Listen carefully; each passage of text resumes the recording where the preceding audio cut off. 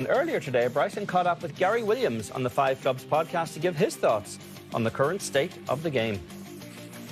I got a tremendous opportunity over here at LIV Golf to promote my YouTube channel and promote the crushers of what I've been trying to create for the past couple of years. It's been an upward battle to get to where we're at today.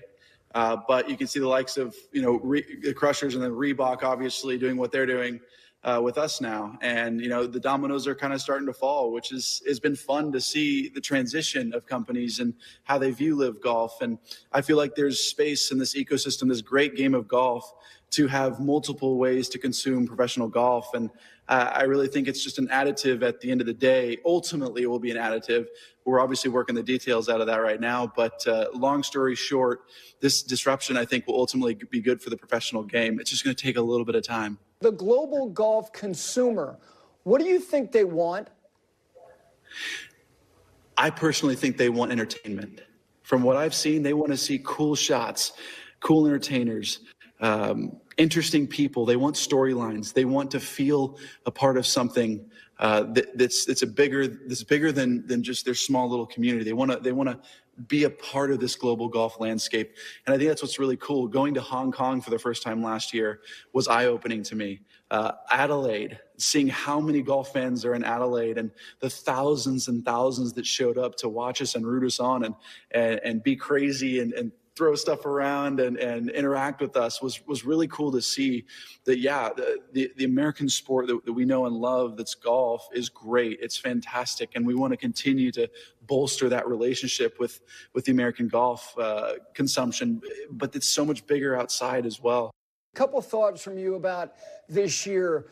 My feeling is that the only thing that's going to matter is performance as it relates to you or anybody else on LIV and the Ryder Cup in the United States. Yeah. Do you think that's what it's going to be, that we're not going to have to deal with anything that is intangible, that it is going to be strictly about performance metrics and you at Bethpage? I hope so. I believe so. Keegan has been very responsive to numerous players over here, and it's been quite fun to see him, in a sense, back us, but give us the opportunity to say, hey, if you play well, you're going to be there. And it really gives us a bit of momentum to feel like, okay, this year we got to perform. Every major we have to perform no matter what. We're going to be playing for our country again. And I think that's what's so cool about that opportunity. Last thing about LIV and the PGA Tour. Do you think that 2025 could see anybody, yourself or anybody else, on the PGA Tour in an event, or a PGA Tour player putting their toe in the water in LIV, or is that premature in 2025? I'm not one to say the future of golf, but I wouldn't put it past anyone. I think there is unique conversations going on. I hope that's the case. I hope that over the course of time we're able to go back and forth and play in events that I loved, and then vice versa, coming out and showcasing themselves internationally at a place that they've always wanted to go. I think there's a great place for this amazing game. There's enough space in this ecosystem. I don't believe we should be pigeonholing ourselves to this game and splitting up the game, and keeping it that way. I think that this cohesiveness in the game of golf is what's needed in order to move the professional sport forward. Bryson can go. He's going to talk. You ask him a question, he's going to throw out a lot of different things. I'm more interested in what's going on with Bryson inside the ropes, and he's earned Ryder Cup consideration. T6 at the Masters, second at the PGA, a second U.S. Open title in June. No one really knows what's going to happen, when this deal's going to happen, who's going to be able to play where. But Keegan Bradley, would probably be out of his mind not to consider how Bryson has played and how I expect Bryson to continue to play in 2025, especially when it comes to the majors. Well, that's all how it looks on paper, but the Ryder Cup has historically always also been what have you done for me lately kind of scenario. I mean, John Daly twice won majors in Ryder Cup years and never got a captain's pick and never qualified for a team. I would think that Bryson DeChambeau is going to have to earn it to some extent. He is going to have to still continue to play well. You can absolutely make the argument he deserves it because there were not many better players than him in the major championships last year. And you would also think that Keegan Bradley would be crazy not to want to weaponize Bryson in that kind of environment. Now, in the past, we've seen Bryson get kind of thrown off a little bit by the basic cruelty of some fans out there as well, and that element will be at Bethpage, but that element's probably going to be on his side at Bethpage.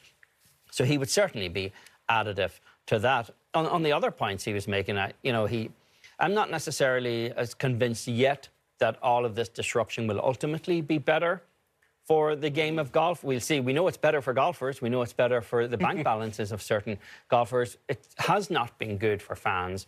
Is it going to get to the point where it's good for fans in some kind of reunified world?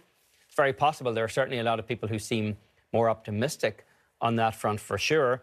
And, Gary raised that interesting question. Do you see the potential for LIV guys appearing on the PGA Tour or vice versa?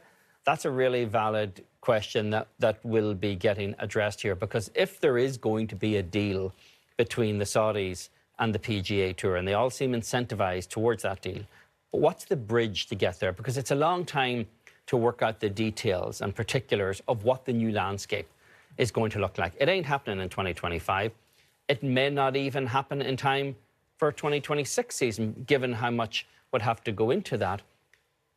But what's the bridge period until then? And do you see a Bryson or a Brooks or someone else, John Rahm, show up and play in PGA Tour events? I don't think it's out of the question at all. And golf has its diehard fans, but what's the bridge back to the fans who are tired of the storyline and who have turned off the television, or if they haven't turned off the television, they've changed the channel to a different sport or a different endeavor, or streaming, a show on Netflix or some, streaming outlet, and not watching golf anymore. I love the passion of the golf fans who have stayed, but there's no guarantee that the golf fans who have been offended or turned off or who are weary, you have to work to get them back as well. Maybe some people will have a short memory and won't care about the last couple of years, but there's no guarantee, despite all of the entreaties and outreach that I hope happens, that the fans that left will come back. There's absolutely no guarantee they'll come back, but I guess then again the question becomes, what are you serving up to the fans who have stayed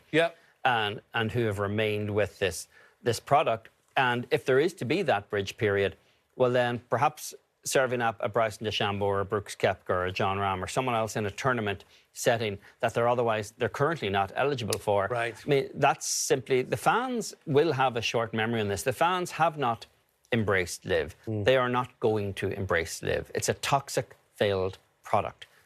They do embrace the players, though, as individuals. They clearly embraced Bryson last year, and they've embraced Koepka as well, and even to some extent Phil Mickelson still, and Rahm. So those guys could potentially be embraced in a PGA Tour setting at some point going forward. I think you're going to get to a point where the appearances of those guys is separated somewhat from the tour that they're actually playing on most of the time. That, to me, seems the most likely scenario for a bridge to the future. When you win a U.S. Open for the second time, I think you become more Bryson DeChambeau and less Bryson DeChambeau of LIV. And does he deserve some credit? Because, listen, for a time, people were making fun of him, twitching at all hours and doing his outreach on YouTube. I mean, look at him now. Look at the fan base that he has built. In some ways, was he ahead of wants to be at TGL last night?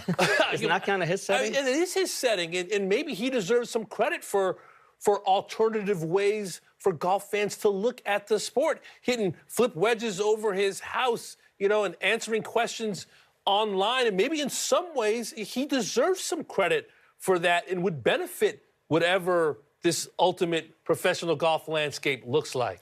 He's definitely the guy, I think you could make an argument that going to LIV was probably a good move for him, because he was trapped in this kind of social media vortex on the PGA Tour, and it was not a comfortable existence for him. A lot of it, admittedly, was self-inflicted. He enjoys and embraces that world, but it's a tough hang out there on social media, and Bryson was bruised a lot out there. His ability to sort of build up his own kind of content stable or his own ecosystem around him. I still think he's a little too invested in the image of that ecosystem, but it allowed him a certain kind of freedom and space to develop a personality that he wasn't really getting on the PGA Tour. And fans do embrace him. He is arguably in the top 2 or 3 most engaging people in this game. Some players or fans really love him. Some really don't like him at all. But that's the very nature of engagement. And the game is lesser